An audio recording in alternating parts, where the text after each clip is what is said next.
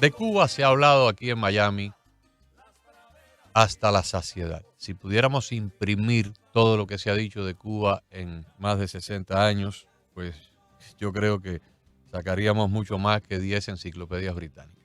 Pero poco se ha podido conocer del verdadero origen de la revolución castrista.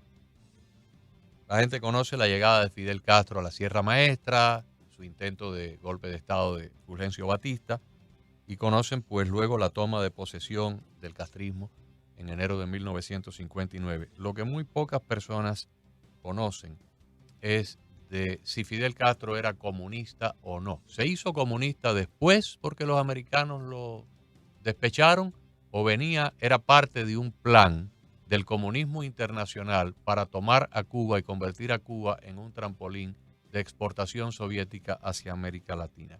El libro que hoy presentamos a ustedes, y en este programa nosotros no presentamos libros cualquiera, pero hay cierto momento hay ciertas excepciones que merecen la pena.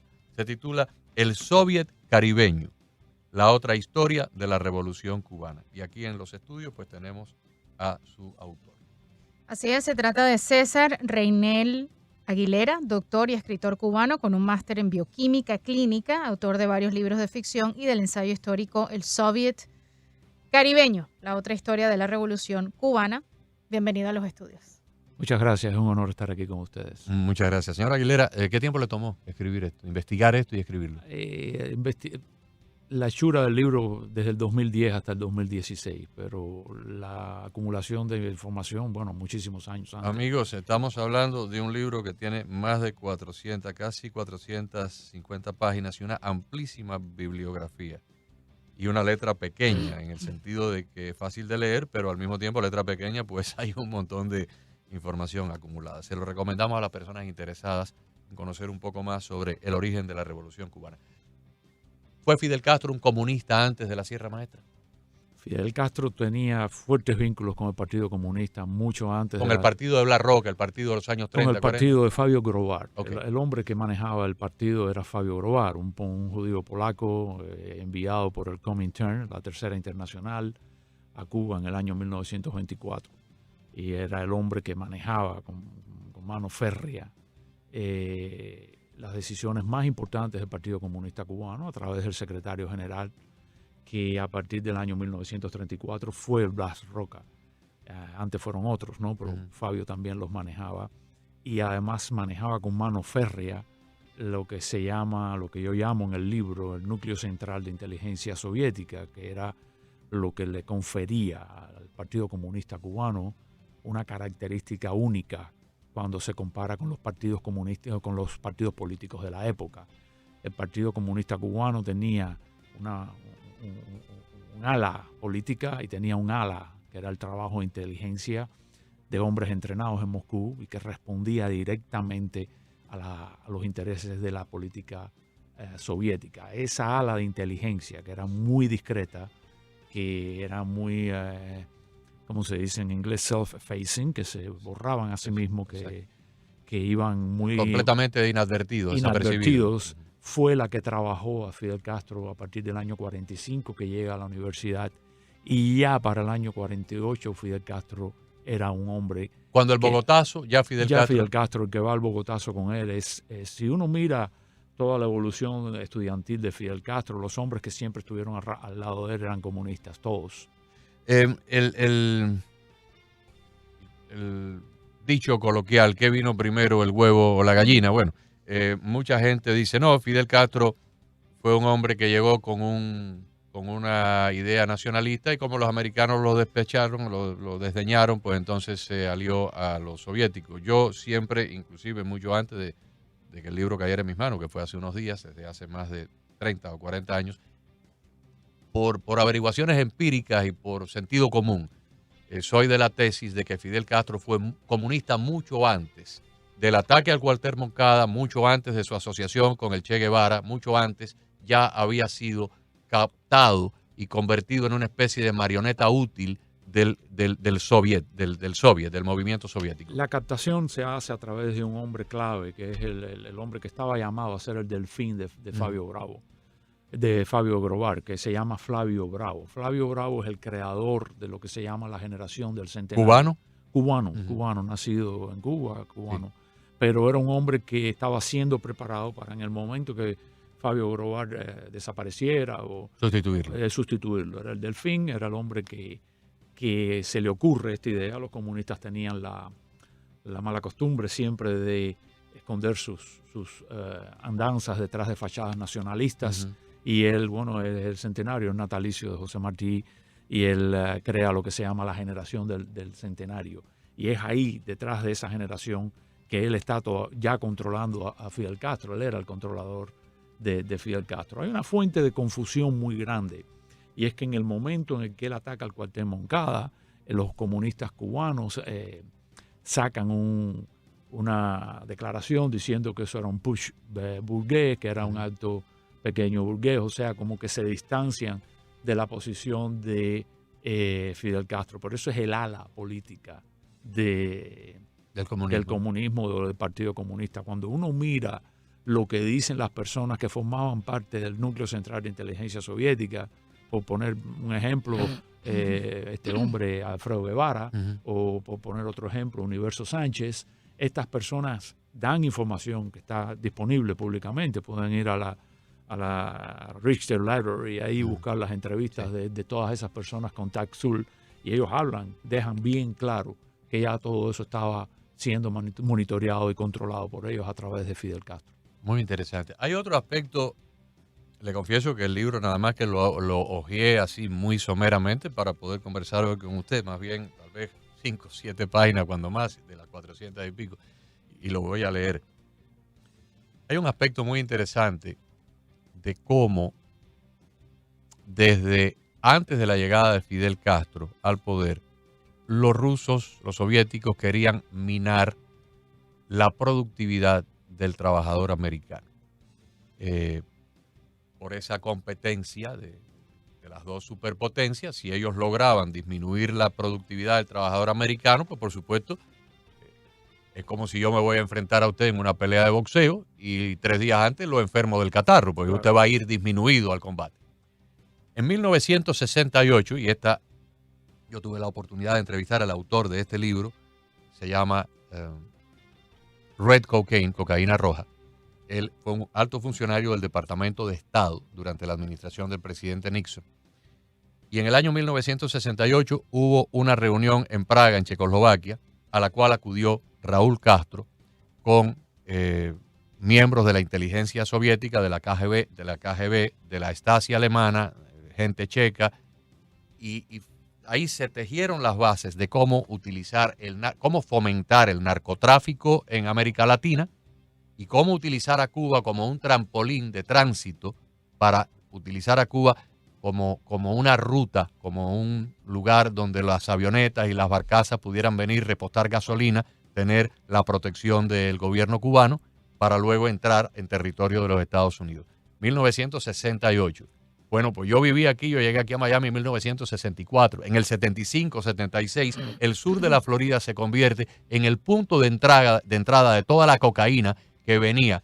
Y muchos de los capitanes de la Guardia Costera, de los individuos que estaban en el reconocimiento de lo que fue la DEA, la primera DEA, testificaron bajo juramento en el Congreso de que estas avionetas salían de América del Sur, entraban en patrones de bajo vuelo, ripostaban gasolina en aeródromos militares cubanos y de ahí entraban acá a la Florida. Y fue precisamente el esfuerzo de los soviéticos de Cuba de minar con la cocaína a la juventud y a los trabajadores americanos.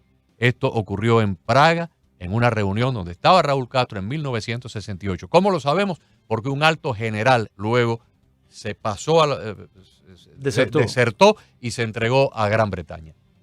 La idea en realidad es anterior al año 1968, ¿ok? Si miramos el trabajo del Partido Comunista en las serranías del oriente cubano, la Sierra Cristal, la Sierra Maestra, vemos que esa zona de Cuba primero era controlada por los comunistas. Ahí hay un personaje que a partir de la caída del gobierno de Machado en el año 1933 se convierte en el kingmaker, ¿no? en el dealer, en el hombre que controlaba la región, que se llamó Romárico Cordero. Era un comunista que fue uno de los primeros que intervino la finca de Machado Ventas de Casanova, que está a un lado de las serranías, y empezaron a fomentar. ¿Por qué? Porque el tráfico de marihuana.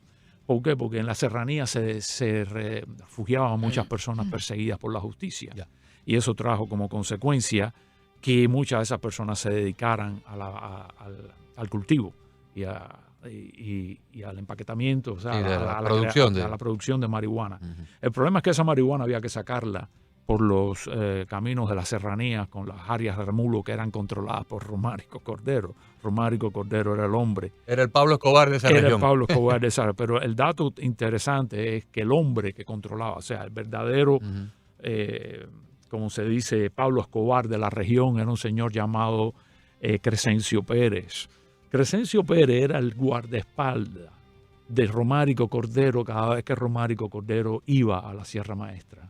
O sea, para evitar cualquier tipo de agresión contra Romárico Cordero, el hombre que lo acompañaba era Crescencio Pérez. ¿Qué pasa cuando Fidel Castro llega a las serranías después de la debacle de Alegría de Pío?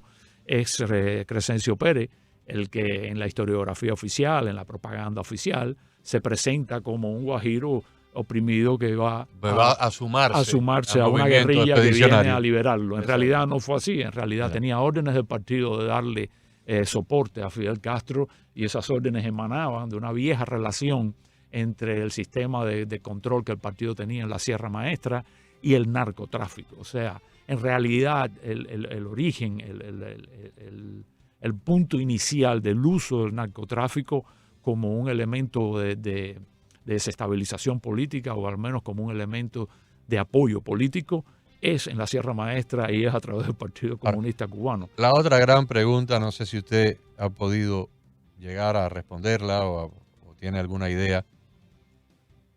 Sabemos que los soviéticos han penetrado a todos los que les ha dado la gana y lo están penetrando en este momento. O sea, Rusia está penetrando varios países de Europa Occidental, América Latina, pero sobre todo lo hicieron durante la época de la Guerra Fría, durante la época del movimiento de los países no alineados. La penetración soviética fue en todos los lugares del planeta. ¿Cómo se puede justificar y explicar que los Estados Unidos se hayan dejado plantar una fábrica de guerrillas y una fábrica de desestabilización latinoamericana a 90 millas de Cayo Hueso y nunca hayan hecho nada para evitarlo, más allá de lo de Bahía de Cochino, que fue una debacle? La pregunta sería, ¿también el Departamento de Estado estuvo penetrado por los soviéticos para calmar las acciones que se pudieran haber tomado? Está descrito en el libro, Okay. a través de la figura de William Wieland y a través de la penetración soviética en el Departamento de Estado. Hay un capítulo dedicado a eso nada más. El embajador Smith tiene un libro que creo que se llama El Quinto Piso. El cuarto piso, algo así. Button, sí, exactamente. Sí, él lo dice claramente. Casi con todas sus letras, ¿no? Y el asunto es que la penetración soviética es anterior a la Guerra Fría. La Guerra Fría es un fenómeno que se da después de la Segunda Guerra Mundial. Todo empieza en los Estados Unidos en el año 1933 con la llegada de la administración de Roosevelt. Uh-huh. Roosevelt es el propugnador de una serie de medidas sociales, una serie de medidas de Estado sobreprotector y de burocracia casi que convertida en nomenclatura, ¿no?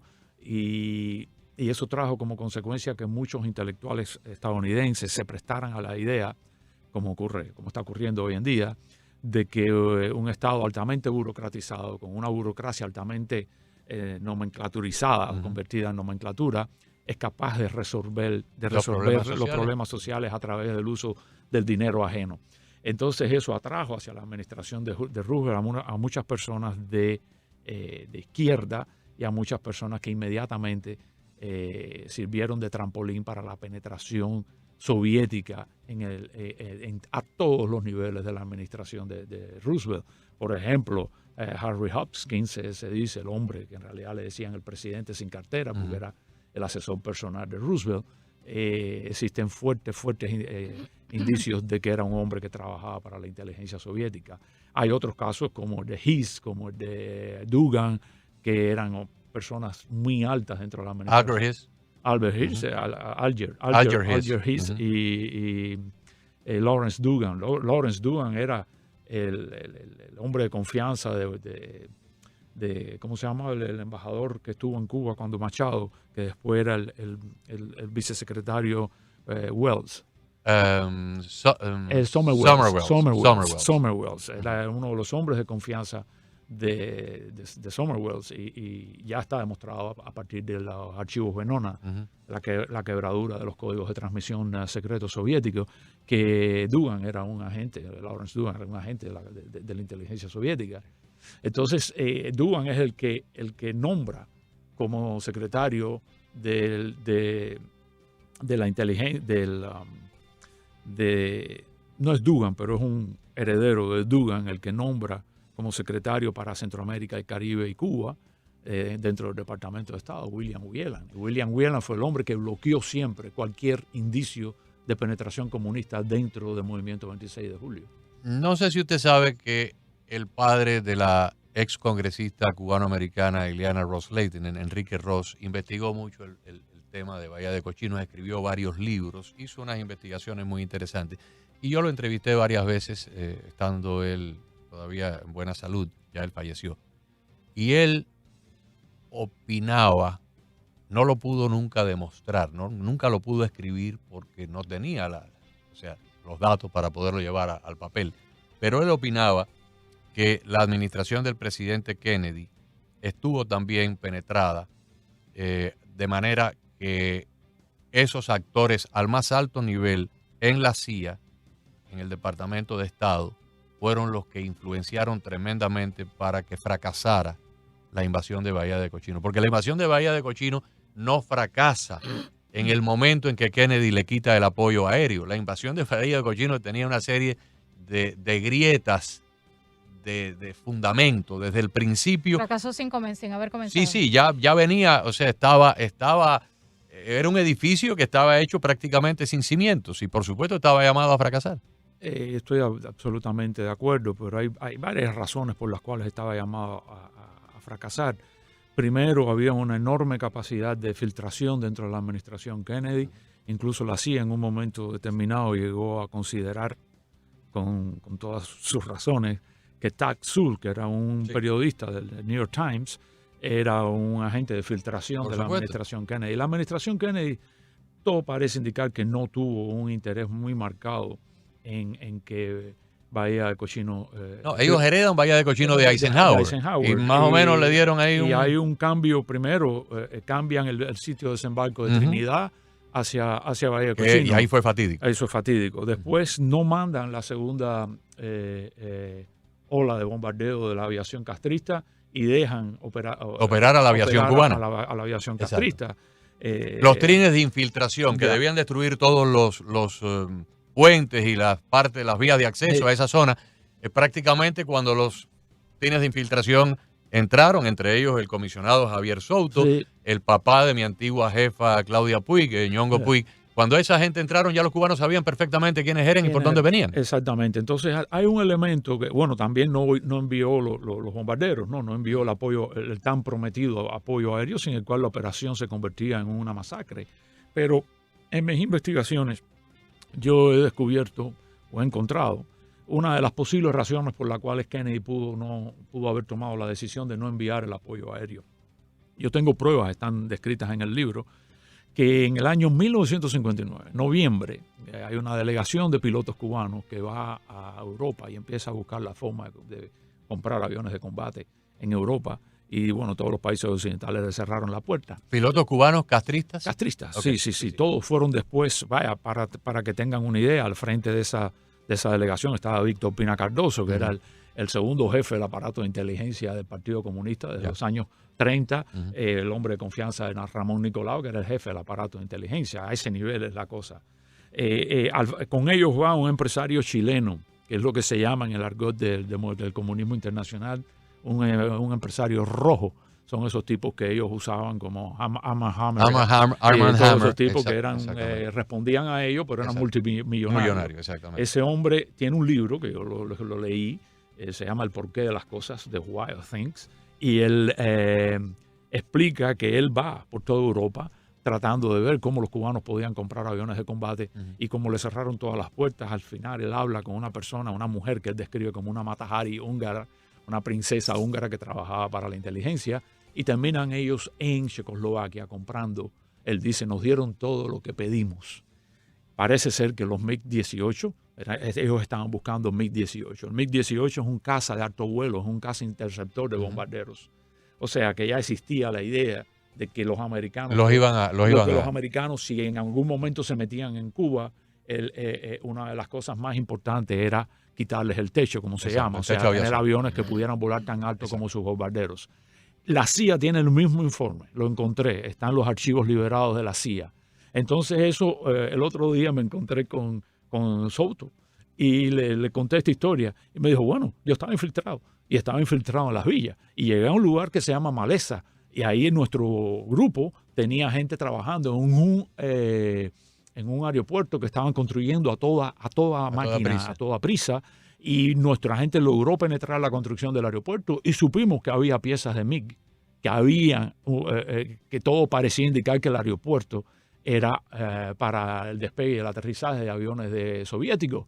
Y era para neutralizar los B-26 que estaban viniendo de Guatemala. Entonces dice que él los radió, que él los mandó, sí. Y me dice, bueno, César, a lo mejor por esa razón también Kennedy no actuó de la forma que se esperaba, ¿no? Hay muchos elementos que indican que la administración Kennedy no tenía el más mínimo interés. Yo tengo una teoría del porqué de eso. Yo creo que al alto nivel de la política americana en algún momento se tomó la decisión de que Castro les convenía siempre y cuando ellos pudieran mantener presión haciéndole creer a Castro y a los soviéticos que ellos querían derrocar a Castro. La razón es que a partir de la llegada de Nikita Khrushchev al poder, la guerra se plantea como una guerra económica. Y esa guerra, Nikita Khrushchev empezó a invertir los soviéticos empezaron a invertir enormes sumas de dinero, primero a Abdel Nasser en Egipto. Lo intentaron con este hombre, Albens, en Guatemala. Los americanos creo yo, se dieron cuenta en algún momento determinado que los soviéticos estaban gastando más de lo que producían. Se iban a desgastar. Y eventualmente ocurrió con Reagan. Ocurrió con Reagan. Castro era un regalo caído del cielo, porque como se dice, ¿no? Que costaba más que un hijo estudiando en el norte.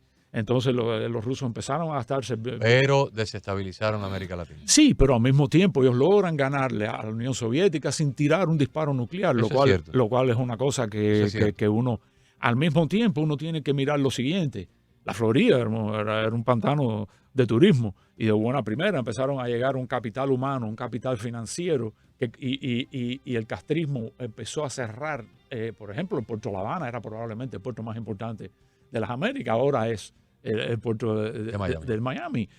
Hay muchas cosas que ellos empezaron a darse cuenta, me imagino, ¿no? De que les convenía, de que desde un punto de vista determinado, tener al loco ese ahí, claro, siempre haciéndole creer que lo iban a matar, siempre haciéndole creer que lo iban a invadir, siempre haciéndole creer que era Alejandro Magno y todas las tonterías esas que el muy megalomaniaco se creía, para coger al oso ruso. La imagen que yo siempre uso es una imagen de los esquimales, no sé en qué libro lo leí, pero que cogen una barba de ballena y la doblan y la ponen dentro de un pedazo de grasa o de carne y se la dan a comer al oso. El oso se la traga cuando la barba de ballena se abre. Se calienta con la temperatura del oso, se abre y empieza a hincarle los intestinos, y el esquimal lo único que tiene que hacer es ir detrás hasta que se muere y recoger y coger al oso. Entonces la imagen que yo siempre he usado es esa. Hay un memorándum. Déjeme interrumpirlo porque nos quedan segundos. ¿Cómo se muere el oso cubano? Se muere porque tiene una barba ya minada adentro. El objetivo era el oso actual. Esta dictadura va a una decadencia de su propia. El oso actual está muerto. Lo mantenemos nosotros con la remesa y lo mantenemos nosotros con la con el miedo que tiene el pueblo cubano para sacudirse a ese oso, pero muerto está. Y Económicamente usted es muerto está. bioquímico, ingeniero bioquímico, ¿y cómo ha terminado en esta profunda y Investigación detallada de tantos investigación años. histórica? Yo soy hijo de dos viejos comunistas. Mi padre era el secretario general de la Juventud Comunista en la Universidad de La Habana. Y el partido consideraba a la Universidad de La Habana la séptima provincia de Cuba. En aquella época Cuba tenía 6 provincias. Ajá. Por su importancia estratégica. A los comunistas, a los jóvenes comunistas en la Universidad de La Habana los atendía directamente la Dirección Nacional del Partido. ¿Esto es en los años 50? 50, Ujú. del 55 del 57 al 59. ¿Y cómo, salido de una familia comunista, usted no cayó en eso? Yo viví el comunismo. ¿Hasta qué año? ¿Hasta qué edad? Hasta los 32 años, hasta el 95. ¿Y cuándo se dio cuenta de que no funcionaba? Su ¿Cuándo? padre se quedó allá. Mi padre se murió allá y se quedó allá y nunca quiso ¿Cuándo emigrar. usted tuvo ¿No su aceptó? Conmigo sí, no con el resto. Mi padre tenía varias personalidades en función de la persona con la que estuviera hablando, porque era un hombre muy paranoico. No se dejaba? No, por ejemplo, durante la lucha contra Batista no se exilió, no se fue para la Sierra Maestra. Ok. Recibió el 1 de enero en La Habana, escondido, clandestino, Ok. con media policía cayéndole atrás. Cosa que nunca le perdonaron muchos que corrieron y fueron Ujú. a parar a Miami, fueron a parar Sí. a la Sierra Maestra. Y era un hombre que tenía o una deformidad o una característica de oficio, ¿no? Porque uno adquiere. Ujú. Y él tenía Pero varias. se lo reconoció antes. A mí de sí, fallecer. él y a un primo mío también. Y Esto es un fracaso. esto es un fracaso. Mi madre sí, por la calle en medio. Mi madre, sí, ya después de la perestroika y todo eso, nos dijo, me equivoqué y siento una vergüenza extraordinaria. Y lo más triste me dijo, Y en su vida ¿Qué dijo personal, lo más triste? Perdón. César, lo más triste me dijo es que me avisaron. Mucha gente decente me avisó. Y no hice caso. Y no les hice caso. César, en su vida personal, ¿en qué momento, qué edad tenía usted cuando se dio cuenta de que aquello no era? 25, 26 años. Ya me había graduado de médico, estaba haciendo el máster en bioquímica. ¿Usted es ¿Y qué médico hizo? también? ¿Y qué Yo soy médico. ¿Y qué hizo que Bueno, se me diera? gradué de medicina. Sí, se graduó de medicina. Eso, sí. Claro, bioquímico. ¿Qué hizo que se diera cuenta? ¿Cuál Las fue no- el las- aha moment? Las noticias económicas que empezaron a llegar a Cuba a través de las publicaciones soviéticas que aprovecharon la Glasnost para Estando empezar, ya Gorbachev. Gorbachev, para empezar a decir la verdad sobre la realidad económica. Yo no tenía datos sobre la realidad económica, por ejemplo, de Alemania o de la Unión Soviética. Yo creía que el comunismo en Cuba no funcionaba, o el socialismo, porque en realidad el comunismo no existe, el comunismo es una entelequia. Lo que existe es el socialismo, y lo que están tratando de implantar es el socialismo, y lo que siempre han querido vender es el socialismo. Yo decía, aquí en esta islita no funciona porque primero hay un loco dirigiendo todo esto, pero es posible. Yo En nunca otros lugares, sí. yo no fui Ujú. nunca militante de los JC, nunca fui nada, o sea, no me interesaba el tema ideológico, me Ujú. interesaba el tema como desde el punto de vista intelectual. Claro. ¿Puede ser esto una solución para las diferencias, para las desigualdades, para todas estas cosas que ellos dicen, ¿no? Pero cuando me empiezan a llegar las noticias económicas De la Europa Glasnost, Oriental. de Europa Oriental, y yo me doy cuenta de que todo eso era una gran, Alemania libre. una gran aldea de Potemkin. Yo dije, esto es una gran estafa. Alemania libre jamás y olvido. Alemania comunista, el mismo pueblo, la misma estirpe. Yo siempre me hacía esas preguntas. Y yo, unos estaban en la época de las cavernas y el otro estaba en la primera potencia que había sido destruida durante la Segunda Guerra Mundial por las bombas americanas. Corea del Sur, Corea Corea Norte, del Sur y Corea del Norte. China y efectivamente. Taiwán, Miami y La Habana. Amigo, ha sido lo que yo le dije a Maite. Digo, le vamos a estar conversando 5 o 7 minutos con él para promover el libro. Me encantaría tener una hora más para continuar dialogando con usted. Profundamente, Cuando quieran. profundamente grato tenerlo. Y viene una segunda parte. Sí, claro, porque la gente lo empieza a leer y me contacta y tienen informaciones, me dicen, aquí pasó esto, tengo este. Por ejemplo, esta misma de Soto que me dijo. Filtramos el campamento. Infiltramos y ahí. sabíamos que había mix. O sea, eso, ¿Dónde está disponible? Amazon. Amazon. Está en español y acaba de salir esta En semana inglés. en inglés. Para aquella El persona, Soviet caribeño. el Soviet caribeño. Y en inglés se llama Soviet Cuba. Soviet Cuba. El Soviet caribeño. De César Reynel Aguilera. Después de conversar con el autor y habiendo revisado así unas paginitas por arribita de todo, se lo recomiendo profundamente a las personas que quieran conocer más sobre los orígenes y el desarrollo de esta maléfica tiranía cubana que ha destruido a una nación y que ha afectado también con el mismo germen a otros países de América Latina. Volveremos a conversar. Lo esperamos no solamente para conversar de este, pero cuando venga el segundo también. Seguro, ¿Cómo no? con un gusto enorme. Excelente regalo Gracias, César. para nuestras